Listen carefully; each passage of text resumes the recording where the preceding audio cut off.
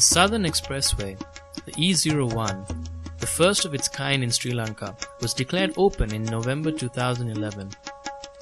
Built at a cost of 80 billion rupees with loans from the Asian Development Bank, the Japan Bank for International Cooperation, and public funds, it is expected to be an economic catalyst for the South, improving opportunities for regional growth and poverty reduction.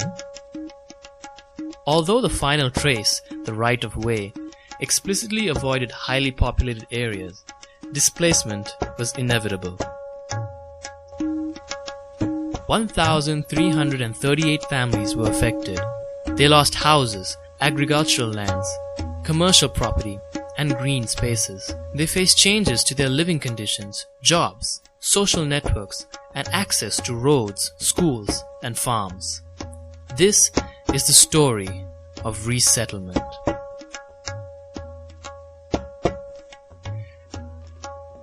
In order to address the needs of the displaced people, the Southern Transport Development Project put in place the Resettlement Implementation Plan, based on the principles of the National Involuntary Resettlement Policy. It covered compensation for loss of physical assets, allowances, and support to regain lives and livelihoods.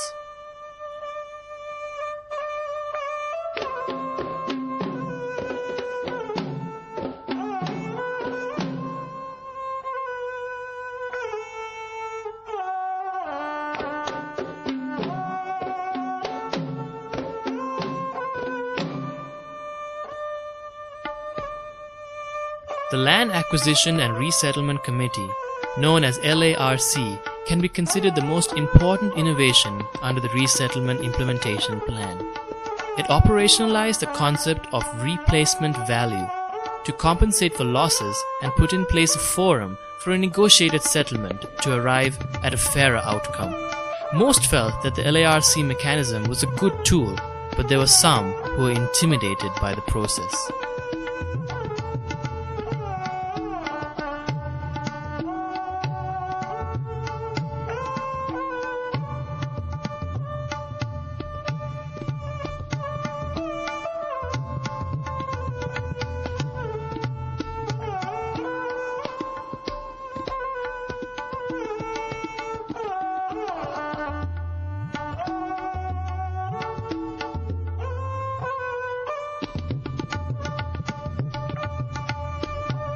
Over 1,400 of the lots acquired for the expressway contained houses and structures.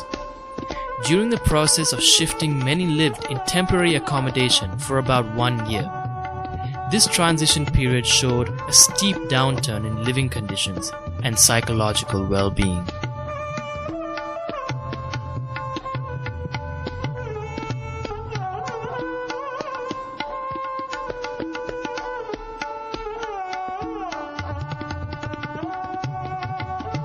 The rural middle class who left behind ancestral homes or newly built houses and the lifestyles that went with it were hardest hit. They felt a loss of identity and status that was tied to their homes, property, families, and social dynamics.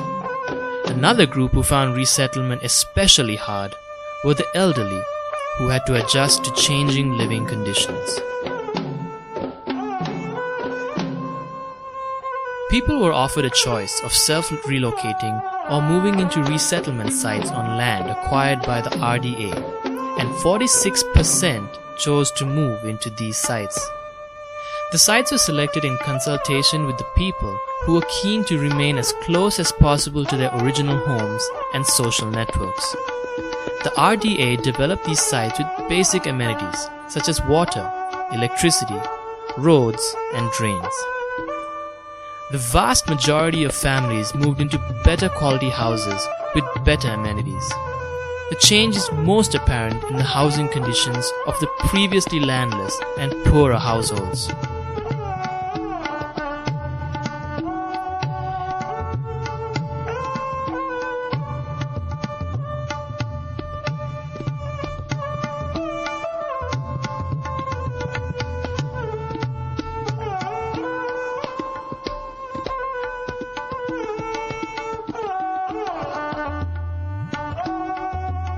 The The expressway acquired over 7,700 lots of cultivated lands, with mainly paddy, tea, rubber, and cinnamon.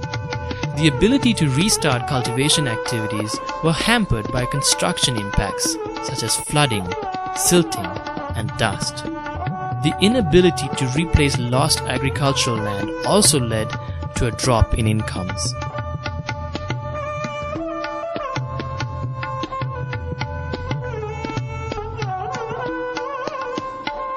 Losing paddy land was especially hard. It was not adequately valued, and the loss of lifestyles could not be replaced.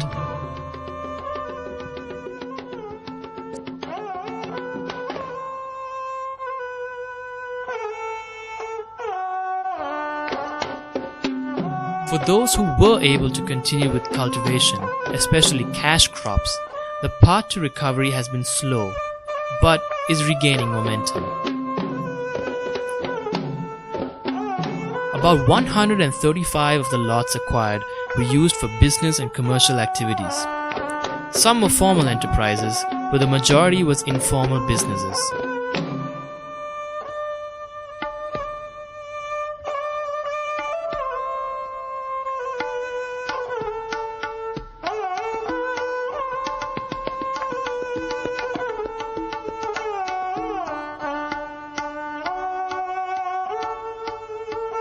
Restarting businesses has been especially hard for smaller, informal enterprises. Many are yet to gain momentum. Recovery has been higher among large enterprises with greater investment and reserves.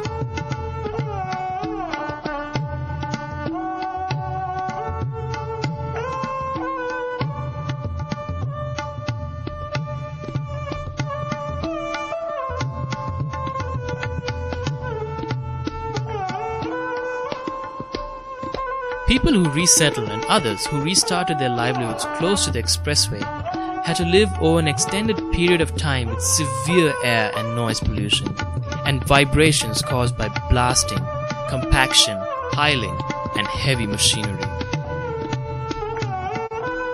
Their once familiar green rural landscapes were slowly transformed.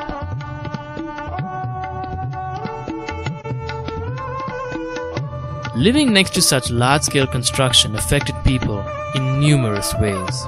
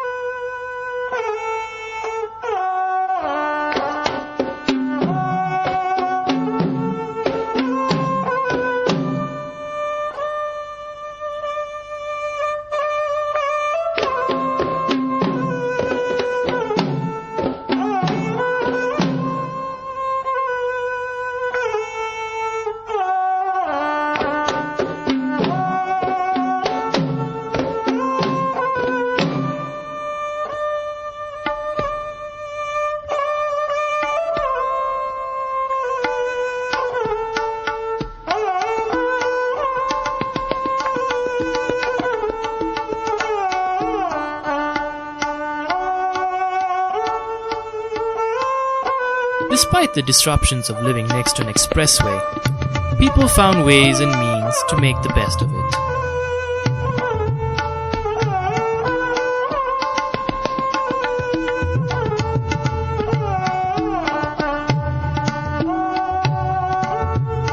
ROW is the term used by road engineers to refer to the road trace. It stands for right of way and implies granting of rights to use the land.